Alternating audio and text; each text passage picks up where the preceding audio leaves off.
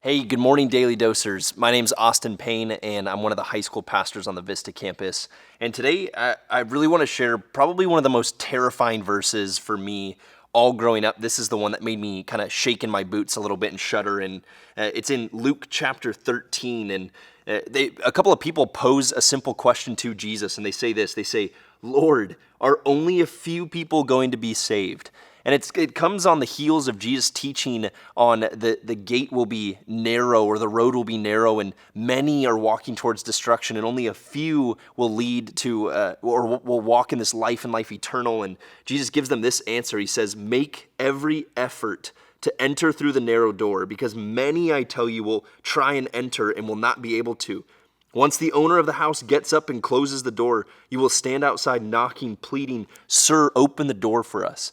And hence the terrifying nature, right? Especially as a young boy growing up in church and, wanting to be saved and hearing about hell and hearing about heaven and going, if those are the two options, yeah, I choose heaven. But hearing these people question, "Lord, what will it take to be saved? Are only a few people going to be saved?" And his answer, make every effort to be one of the people that doesn't get to hear the door has been closed on you and knocking and saying, "Sir, open the door for us." And the answer from the doorkeeper will be, "I don't know who you are or where you have come from." And then you will say, "We ate and we drank with you. You taught in our streets." But he will reply, "I don't know you or where you're coming from me. Away from me, you evildoers."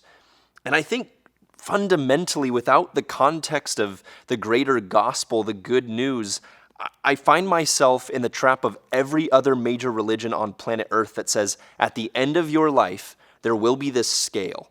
And you better hope that that scale tips more towards your good actions than your bad actions. And if it does tip, congratulations, here's the door.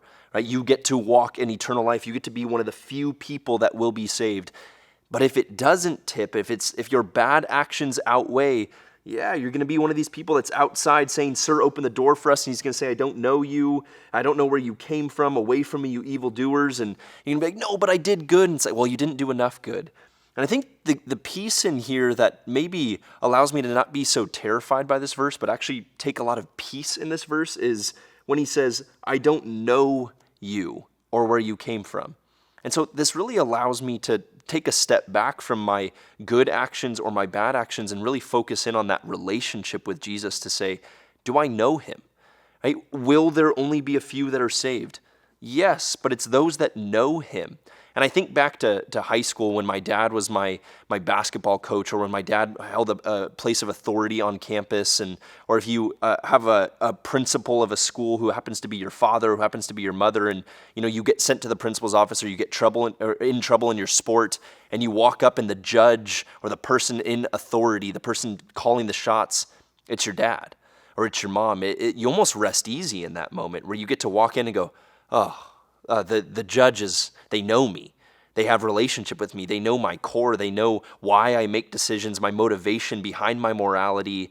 And it really takes the pressure off in this moment. And I think this is the part where those of us that do know Jesus, that have confessed with our mouth that Jesus is Lord, and that believe in our heart that God raised him from the dead, Romans 10 makes it crystal clear that in that moment, we find salvation in our relationship with Jesus by grace and grace alone, and then action follows that.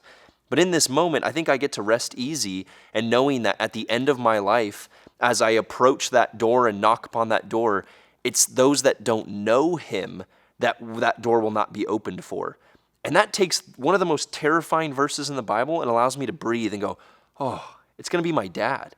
Imagine walking up to that door and, he opens that door and it's like, oh, it's dad. This isn't the most terrifying moment of my life because I'm not judged on the good and the bad. This is the most restful, peace-giving moment as my father, who I've had relationship with, who from that place of relationship, my actions have flowed from that. That's my motivation for my good, is the fundamental relationship I have with Jesus. I think this transforms, for me, one of the most terrifying verses into one of the most peace-giving verses as I focus today on, God, I want relationship with you. I want my communication to be clear. I want my obedience to flow from that relationship. And as I approach that door at the end of my life, I rest easy knowing that door opens by my Father. Thanks, Daily Dosers. We'll see you tomorrow.